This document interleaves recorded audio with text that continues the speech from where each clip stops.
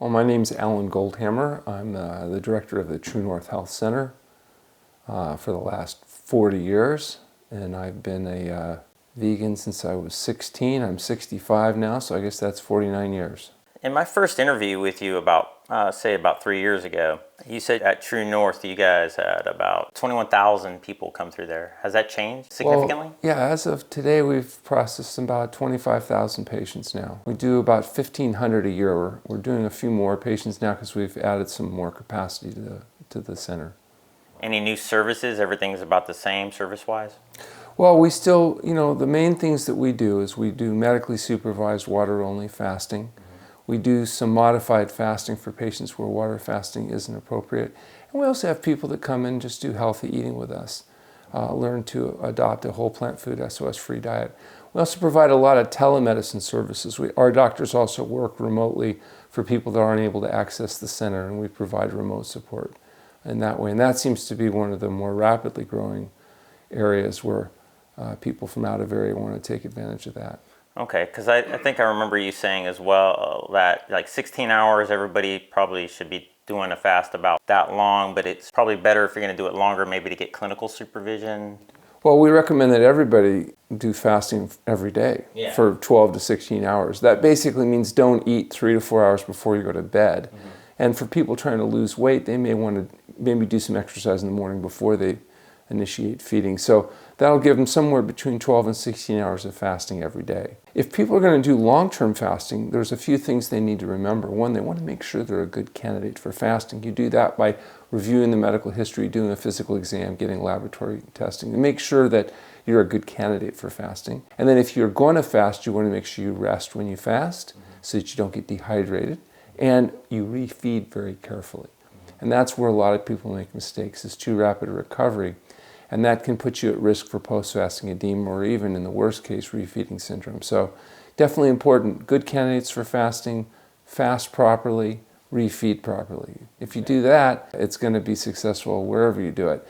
We do recommend for people that are fasting, they do that in conjunction with their doctor at the very least to help make sure they're a good candidate and provide monitoring during the fast. And we have doctors that will help support their doctor remotely through our telemedicine practice. Somebody could just access your telemedicine and potentially do it with assistance without having to fly to California. Oh, absolutely. But they still want to work with a local doctor because there's some testing that should be done. We have a book now, it's called Can Fasting Save Your Life? And it has all the information a person would need to understand what's going on with fasting, and also, perhaps more importantly, everything their doctor would need in order to be able to help guide and advise them appropriately. In my first interview with you, you also mentioned that your son is a lifelong vegan. I'm going to be releasing a lot of interviews on that subject matter moving forward. As far as a well-planned whole food vegan diet being healthy and appropriate and reducing risk for chronic disease and all-cause mortality, do you still believe that's the case for raising children? Well, I advocate that for all people, whether they're very young or very old or anything in between. So a whole plant food diet free of added salt, oil, and sugar. The one thing I would say that, if you're on a vegan diet, you're not getting the bacterial contamination you would on a conventional diet. And so vitamin B12 supplementation is a necessary component. Some studies you'll see that although vegetarians have dramatically lower risks of heart attack than meat eaters, they may have the same or higher risk of stroke. And that's largely associated with the fact that many vegans are B12 deficient because they don't supplement B12. B12 deficiency will increase homocysteine, which is associated with increased risk of stroke. So to make sure that our stroke risks are lower as well as our cardiovascular disease risks are lower on a vegan diet, B12 supplementation does appear to be necessary. And if this is the best way at reducing risk for chronic disease, shouldn't this be like the default diet for raising children? Well, I think it would be the default diet for raising healthy children, feeding them whole plant foods. The problem is about 70% of the calories of the average kid today come from ultra-processed foods, so refined carbohydrates. And as a consequence, we have an epidemic of obesity and the disease associated with dietary excess. So people, including kids, get fat, and a percentage of that fat is visceral fat, maybe around 10% on average. That visceral fat is hypertrophic, hypermetabolic. It acts like a tumor.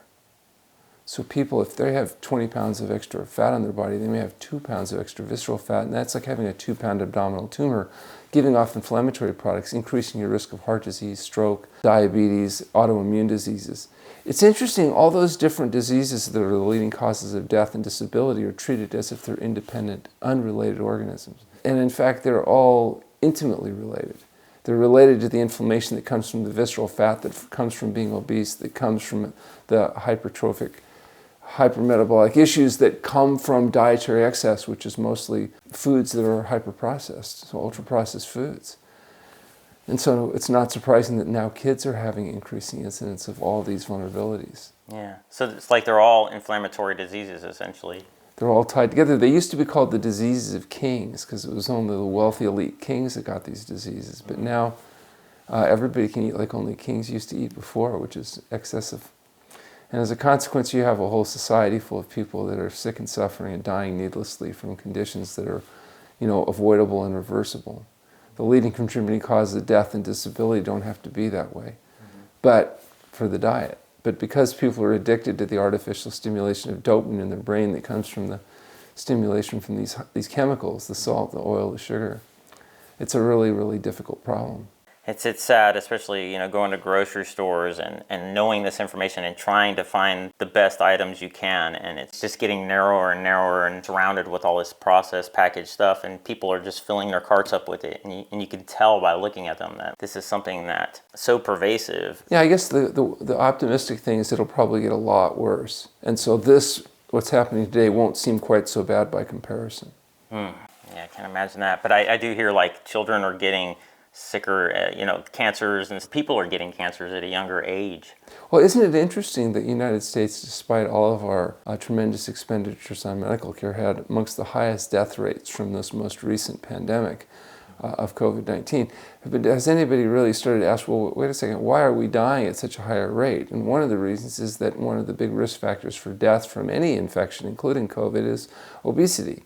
The higher your visceral fat, the more inflammatory components are being produced, the more vulnerable you are to dying from any infectious disease. And so I guess we're just doing a much better job of maintaining the strategic fat reserves in other places in the world. Now, when children reach a certain age and start wanting to make their own choices, how do you encourage their autonomy in the healthiest direction?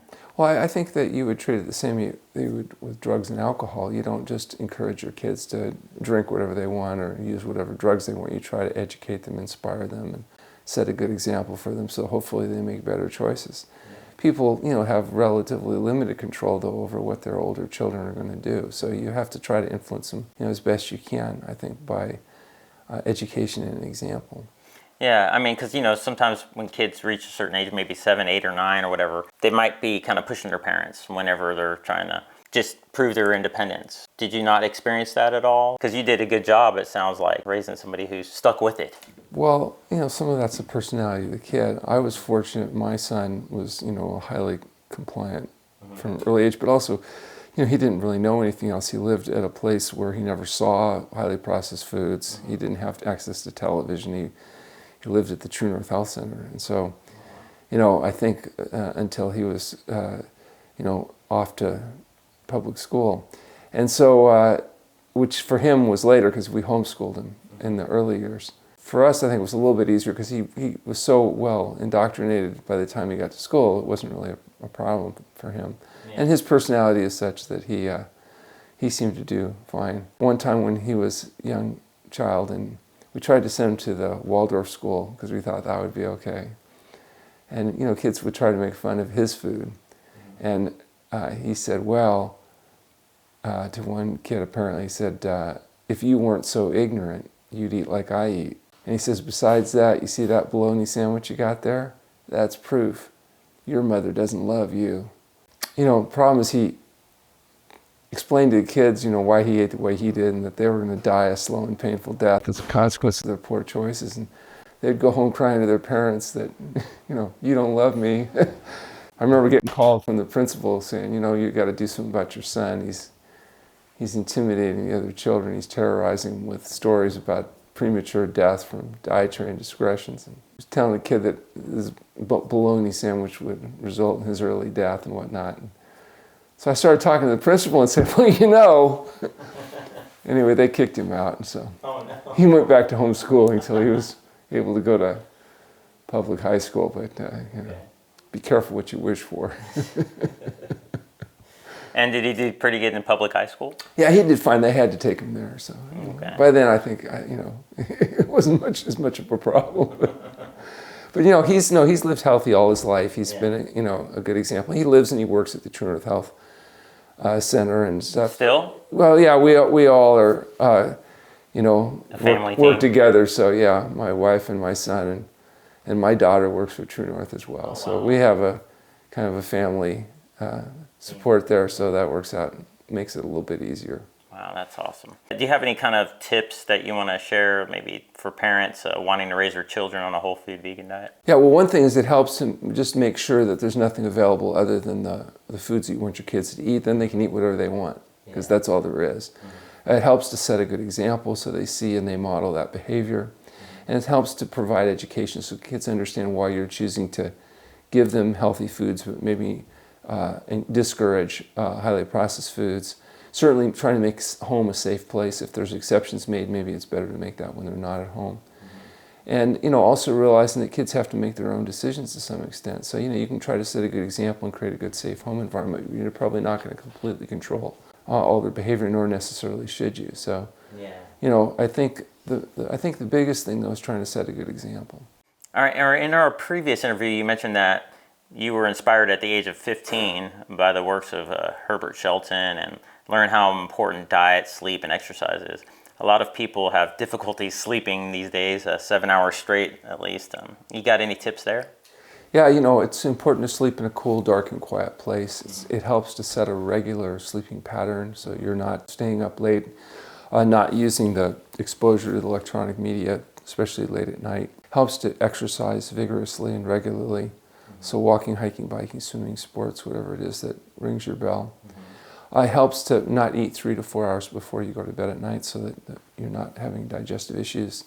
And if you have health issues, benign prostate hypertrophy or bladder issues or things that are waking up, do what it takes to get those resolved, even if it means having to go through medically supervised water-only fasting, getting on a whole plant food SOS-free diet. And also I find that stress management techniques can sometimes be helpful. People sometimes have a lot of hormones associated with excess stress, these stress hormones that can disrupt sleep. And so I try to get patients to focus on the things they can do something about and not worry so much about the things they have no control over. It really doesn't do much good to stress out about stuff that you can't influence. We don't need to spend every day watching the news and getting through all kinds of stuff. You can be a fully informed citizen without having to bathe your nervous system in high amounts of stress all the time. And then try to dissipate the effects of the stress, as I said, with exercise, diet. It's also, I think it makes a lot of difference on who you're interacting with. People sometimes spend too much time with what I call energy vampires. Those are people that do what they do best, and let's make other people as sick and miserable as they are, so by comparison they don't have to feel so bad. And so getting those people out of your life, focusing more on people that are willing to support or at least be tolerant of your health promoting habits is probably a good idea. That's hard to find in a lot of communities. Yeah, I know my mom, when she was 92, she said she had outlived all of her friends. They all were dead. As she said, it was getting harder and harder to make new friends because even people 10 years younger were still too old. And she said, Alan, you have to warn your patients. If they're going to eat like this, make younger friends. Wow. She said, or make a couple that are health conscious so there'll be people left at the end. How long did she eat like this? Well, she lived a good life until she was 93 years old, and then she had a good death. So, it went out pretty good for her. But was she eating this way for, most of her life? Oh, no, not until I got out of school, actually. And then we brought her in and fasted her and made some changes. So, but, that gave her, like I said, a long life. But all of her friends used to make fun of her son's crazy diet that she was on. But, like I said, she managed to outlive them all, so that was good. So maybe half her life about? Well, let's think about it. She passed away at 93. I've been in practice for 40 years. So she would have been in her early 50s at the time that we started beating on her. So a significant portion of her life, definitely. Well, enough that hopefully it helped her make the last 20 years of her life better than it would have been. Yeah. So how much exercise is really necessary? Well, I guess that depends on who you are and how old you are and what kind of shape you're in. But most people, it's best to probably do a variety of activities. So the walking, the hiking, the biking, the swimming, the whole body activities. Depending on how vigorous you are, it could be anywhere from 20, 30 minutes of very vigorous activity to an hour or so a day of less vigorous activity. So depending on what your hobbies and habits are, would determine on what the quantity of time. But the idea of being consistent in what you're doing builds strength, flexibility, as well as aerobic conditioning. Not only will build your musculoskeletal structure, but it'll also help dissipate the effects of stress. I've been hearing great things about tennis lately. Could extend your life 15 years. What men do in our society now is they hire other people to exercise for them. It's called the NFL. And so what they do is they'll sit in overstuffed chairs, drinking high-caloric beverages, pretending to be part of the winning coalition as they engage in mock warfare. So I would suggest not hiring other people to exercise for you, but rather do it yourself. I must admit I should practice more what I preach there, because I do vigorous aerobic exercise in the form of basketball. I love basketball. Play basketball 4 times a week, but probably be healthier to do a variety of activities. And tennis is one. I see too much tennis sometimes can be a challenge for people, but there's lots of versions of that now, the pickleball and different stuff that people are doing that seems to be a good thing. But again, I think a variety of activities is probably the healthiest choice. And now at your clinic, when somebody's fasting, what kind of activities are they engaged in when they're not eating all day? Well, when they're fasting, they're resting. But we have Tai Chi, we have yoga, we have meditations, we have some passive activities. But we don't do vigorous activity while people are fasting. But then as they come off the fast, they can get into, we have a fitness center, we do walking where they can do some resistance training. We got the ergocycle, we've got, lovely area where people can go walking or hiking. So, all of that works out pretty well. So this might feel like a long day if you're not eating all day and not moving around too much if you're resting. Well, you have a lot of extra time because there's not all the shopping and chopping. Yeah. No, I actually think people are quite comfortable. We have a very intensive, what we call an education program. It's actually kind of brainwashing, but we have classes, at 10, at 2:30, at 6:30. We have an extensive video education program. In fact, the recorded videos through our Roku channel are available to anybody, as well as our live stream. We actually live stream our lectures at the center, and those are available to people that are interested. If they go to our website at TrueNorthHealth.com, they can actually log in and participate in that as well. There was a study recently, I'm sure you probably caught wind of at least, where they looked at like 20,000 people over several years, showing a correlation with those eating within an 8-hour window being 91% more likely to die from cardiovascular disease. Well, what you're going to find is what's even more important than how often you eat is what you eat. Yeah.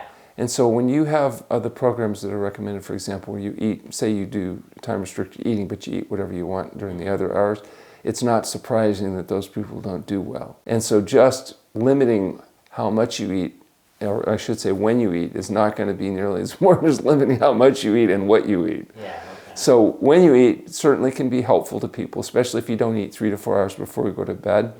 And there's nothing about not eating 3 to 4 hours before you go to bed that's likely to increase all-cause mortality. But if you say, well, let's see, you can eat whatever you want in an 8-hour window, and we won't worry about that, that's not going to probably be too successful. There's also programs where you eat the program product for, say, 5 days a month, but you eat whatever you want the other 25 days a month. 5 days a month is 15% of the time. If you're not eating garbage 15% of the time, that might actually have some benefit.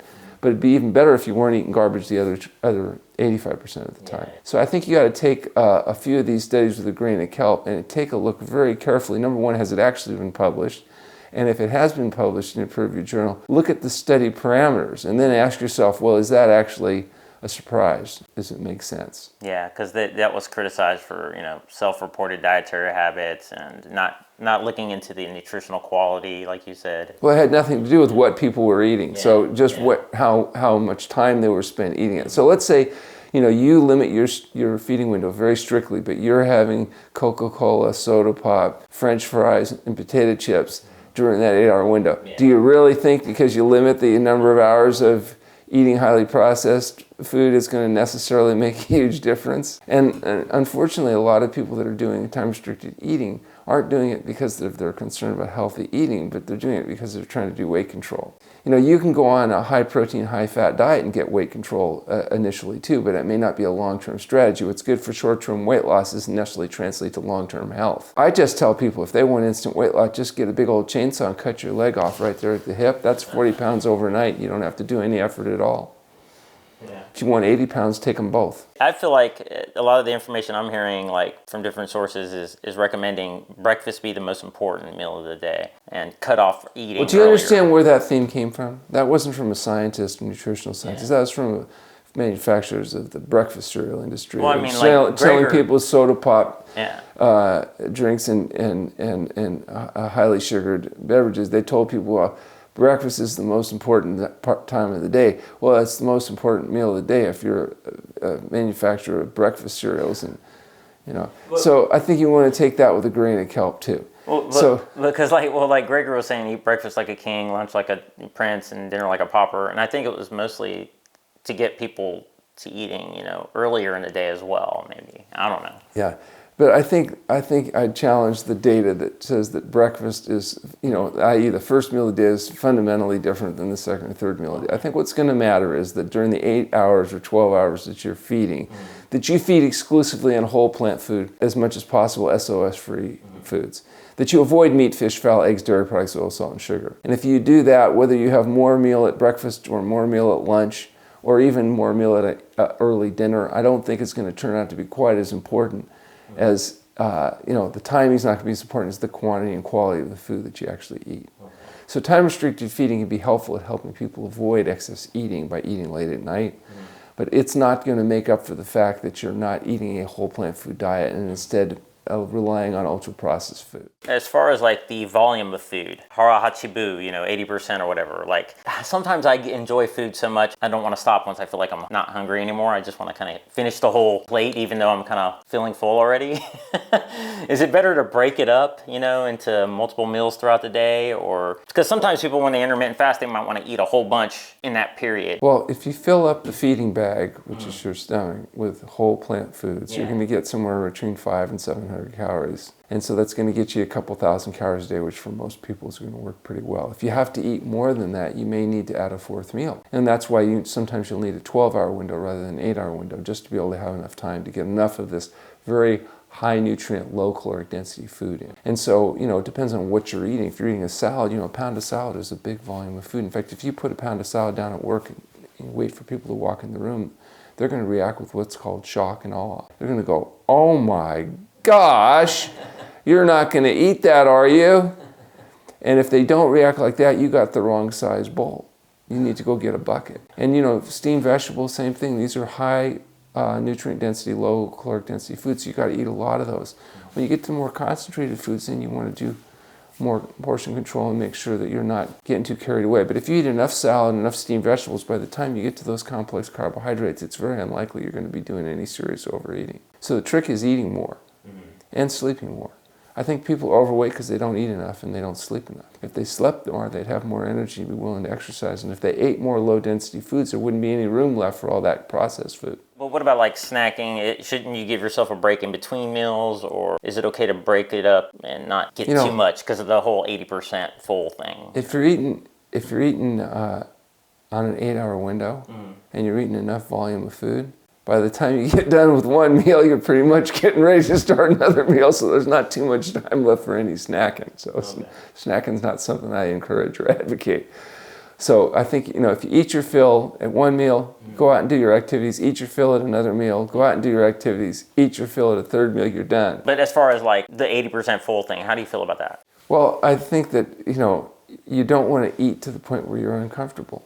And it becomes less of a problem on a whole plant food SOS-free diet because the food's low density. And when you chew your food thoroughly or eat in a relaxed environment, you get natural satiety. I think where the problem people have with satiety is they're eating refined carbohydrates. Their blood sugars go up, their insulin goes up, their blood sugar goes down, the brain thinks they're starving.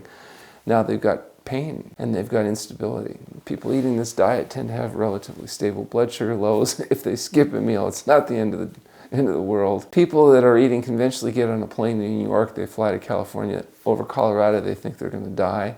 They're pretty sure the pretzel saved their life. It's such a part of our culture to eat a big dinner and eat late.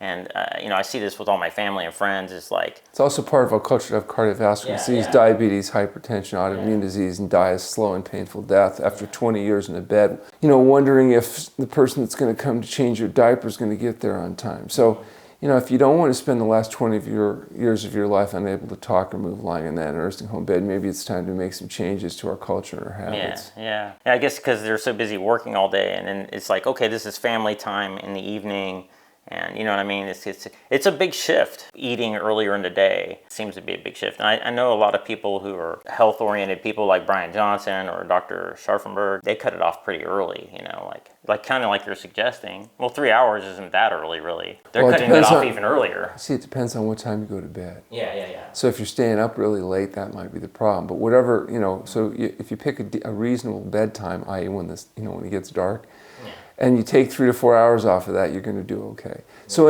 in a practical word for most of our patients, and like what we do at TrueNorth Health Center, we're serving breakfast at about 8:30, serving dinner at 5, and by the time 6 o'clock comes, you're done with the feeding part. And then if you've exercised vigorously, if you've got a relatively contained stress level, you're going to be tired and ready to go to bed. 3 to 4 hours after that, and that's going to be fine.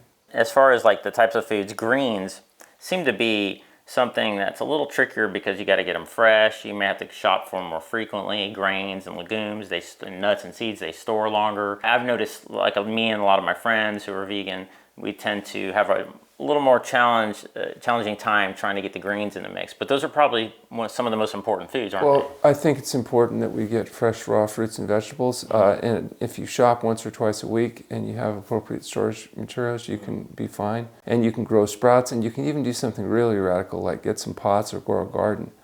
And you'd be surprised how much material you can grow in a relatively small plot of land, or even with patio pots. And so that's the best way to get greens, is grow them yourself. Yeah. And if you can't grow them yourself, then go shopping once or twice a week. Use appropriate storage containers in your refrigerator. That's one of the great benefits of the modern world. We have refrigeration, so it makes it possible to eat a healthy diet. And if you don't live in California, then I would suggest you move. In our last interview, you made it pretty clear that if you're eating a well-rounded whole food vegan diet, that you're probably doing fine with your omega-3s. And if you're not for some reason, then maybe take an algae supplement. Well, yeah, I mean, if you aren't breaking down omega-3s into D-coexoxonic acid for some reason, you have a defect, that may be necessary. For most people, getting flax seeds or chia seeds or walnuts in the diet along with lots of greens is going to hopefully meet their needs. And I know we test omega-3 fatty acids on patients as well as DHA and whatnot, and generally the people that are eating the way we're advocating are doing really well. So what index are you looking for there? Like a 4? Well, I guess it depends on which standard you're looking at. Different labs have different standards, but the point is that there's standardized testing available on each of these. I just had 2 tests done like right before I came here, but I haven't received them yet. So when I get the results, I'm going to be very curious. We'll go over the results with you. But I think that most people are saying, like, I think there's a pretty common range, like you want above 4 is what a lot of people say. Well, the range depends on the test and the study you're doing. So let's take a look at the test and we can actually make sense of it. The index, the omega-3 index. And for viewers that have issues, we have doctors that are not idiots that work on our telemedicine practice, and people can log in at TrueNorthHealth.com and schedule some time with a doctor that'll actually go through you and the details, give you the kind of feedback that you need. So they could go get a LabCorp test on their own and then discuss it with them? Our doctors will be happy to go over the results of any work that they've done. There's a number of national labs. There's LabCorp, there's Quest, there's other specialty labs. But they're certainly happy to help them understand their testing. Okay. A lot of the different influencers, Rhonda Patrick and Simon Hill, all these different people are talking about omega-3s. There's so many people. It's a really hot topic still right now. It's like they feel like you really need to have a higher level. Well, people in general are looking at disease as a deficiency model, when in reality most people that are suffering from heart disease, diabetes, autoimmune disease, and cancer have conditions of dietary excess. So yeah, you want to go to a whole plant food diet that'll get you the quantity and quality of raw materials that you need, no question. But you also have to be really careful because dietary excess is a much bigger statistical risk factor than dietary deficiency right now. And dietary excess can also be associated with the use of excessive supplementation. A lot of supplements cause more harm than they solve. So you want to be very careful that if you are using supplementation, it's at a physiological level of something that you actually need and that won't cause more harm than benefit. And examples of those are things like vitamin A supplementation, iron supplementation, et cetera, where these are actually increasing morbidity and mortality. And whereas deficiency issues on a whole plant food SOS-free diet are going to be quite rare with the exception of B12. So do you think it's better to get tested first for omega-3 before taking it? Well, you can certainly get baseline data anytime you want. You can do follow-up data anytime you want. My experience has been that people on a whole plant food SOS-free diet that include things like flax seeds or walnuts in small quantities, lots of green vegetables, generally are doing fine with their fatty acid levels. And if they're not, it's easy enough now to use. There are vegan versions of these supplements available that you can use. But again, use it because there's a reason to use it, not because somebody that's selling pills has decided that this week it's time to sell you a pile of pills. It's I guess the fear is the cumulative potential, brain degradation. So the problem with brain degradation could be more related to low BDNF levels. So brain-derived neurotrophic factors, the material that corrects or protects the brain from oxidative damage coming from the highly processed foods. It's actually causing the problem. And BDNF goes up with two things that I know of profoundly. Number one is exercise. People that exercise regularly have higher BDNF levels. In fact, in studies they've done where they've taken rats that are genetically bred rats, so they're identical, everything's the same except you give half the rats a wheel. And the rats with the wheel will exercise. They don't get Alzheimer's disease. And when they analyze why, they realize it's because the exercise increases BDNF.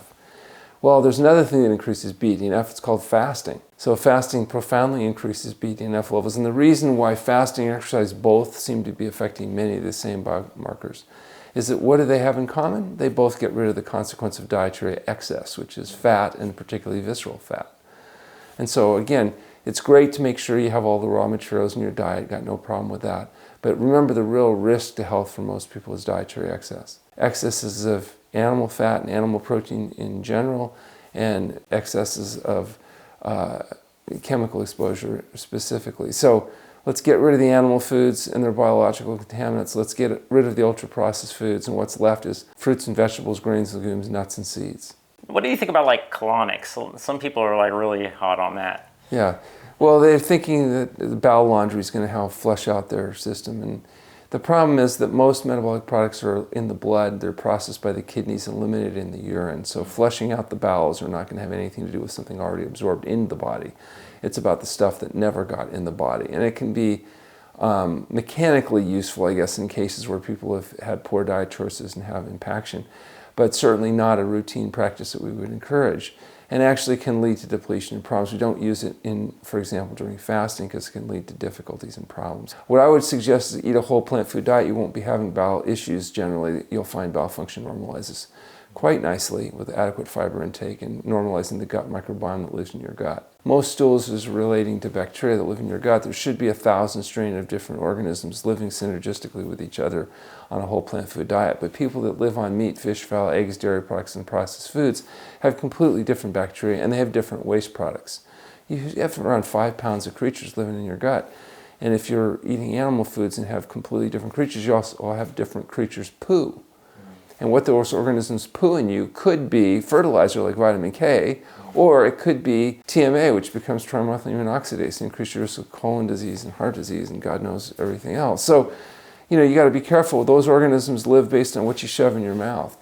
So if you shove whole plant foods in, you're likely to have different organisms, healthier byproducts. And just flushing out those with the bowels can stimulate the autonomic nervous system and lead to sluggish bowels and have all kinds of downstream consequences without actually dealing with the real problem. You mentioned no SOS. As far as oil is concerned, there's a lot of doctors that are out there right now that are citing research that shows in the long run it can help with flow-mediated dilation. It could be protective against neurodegenerative disease potentially, heart protective, high in polyphenols, extra virgin olive oil. It has essential fatty acids in it. It is a high polyphenol count that you can't really get from whole foods that might help offset metabolism. There's nothing that you need you don't get from Whole Foods. I'd encourage people to read Whole by T. Colin Campbell, where he mentions it's not just the quantitative issues, but the qualitative issues, and that 50 milligrams, for example, of vitamin C coming from whole foods may have a completely biologically different effect than 50 milligrams coming from a supplement. So read Colin Campbell's book Whole, and then you'll get into better context why a whole plant food diet gets you the quantity and quality of nutrients you need without the dietary excess or problems that are challenged by taking a pill, potion, powder-based diet. But I'm talking about oil specifically. Or highly fractionated foods. So that's why we're advocating whole foods, the oils and the fats essential to whole foods. And particularly if you're able to include nuts and seeds and some of these more concentrated foods, there's really not a quantitative issue that's going to be present for most people. Have you ever heard of fatty 15, pentanoic acid? It's a C15. It's a saturated fat that's like supposed to be really advantageous for your metabolic health, your sleep, because like pentanoic acid comes from whole milk and fish. Some of it comes from plant, and the fatty 15 is a brand that actually... there'll be no shortage of people isolating nutrients out there and selling you pills and potions and telling you that it'll put hair on the palm of your hands and solve everything. But in my experience, what works is a whole plant food, SOS-free diet, regular exercise, and sleep. And to the degree that materials have accumulated that shouldn't be there, we'll use medically supervised fasting. Yeah. Okay, because you're doing a talk on longevity, a part of a series with TED Talks. We're starting to see more and more of these types of ideas Lots of ideas, but not a lot of research. If you want to look into the research carefully on longevity, you'll find one thing that's been well demonstrated to extend the life of animals and likely humans, and that's dietary restriction, getting rid of the dietary excess. Whether it's periodic underfeeding or the use of fasting, that's what's actually been shown to work. 40% restriction in ad libitum eating or periodic fasting will double the life of rodents, for example. So if you really want to look at where there's strong data to support longevity, look to it, people that are applying whole plant food diets and they're encouraging exercise, sleep, and using fasting, because that's where you're going to find the most substantive support. The pill, potion, powder stuff is all very interesting, but I'd like, show me the data. And is there anybody that you've come across who hasn't been able to do this? They're genuinely trying, and for some reason they just can't do a whole food vegan diet? Yeah, it's one of the more difficult things people do. It's like, have you ever met people that smoke that can't quit smoking? Have you ever met alcoholics that are having trouble quitting? 90% of alcoholics and heroin addicts will be back to their drugs within a year. People that want to lose 5% of their body weight or more, the chance of them failing is 95%. Only 5% of people able to achieve and maintain 5% weight loss for a year. Because we're telling people to manage their weight like telling alcoholics to drink beer and wine. Okay, it doesn't work. You can't tell people that are overweight, will just eat less, change the color of your meat from red to white, or here, take this pill or potion. It's not likely to be successful. You have to get rid of the chemicals that are fooling the satiety mechanisms, and that's the salt, oil, and sugar. And so just like you have to tell alcoholics they have to quit drinking, you have to tell people that are dealing with obesity and visceral fat, they have to stop fooling their brain with taking in chemicals and highly processed, ultra-processed foods. They don't want to hear that. You don't go up to your alcoholic friend and say, hey, you know how your life sucks? It's because you're a drunk. And they don't go, it's the alcohol? I had no idea. Thank you so much, I just won't drink anymore. They're not going to say that. They're going to tell you to mind your own effing business. And the same thing is going to be true when you start talking the truth about diet and lifestyle. People don't want to hear that they have to give up their addictions. So it's a really difficult thing. So yeah, I've seen a few people that struggle with that issue. What I find are the people that have the easiest time of it are those that are motivated by pain, debility, and fear of death. So when you have patients that are sick and suffering and dying, sometimes they're willing to do dangerous and radical things like eat well and exercise and go to bed on time and maybe even do fasting. But for people that haven't gotten up against the wall yet, yeah, it's a really difficult thing.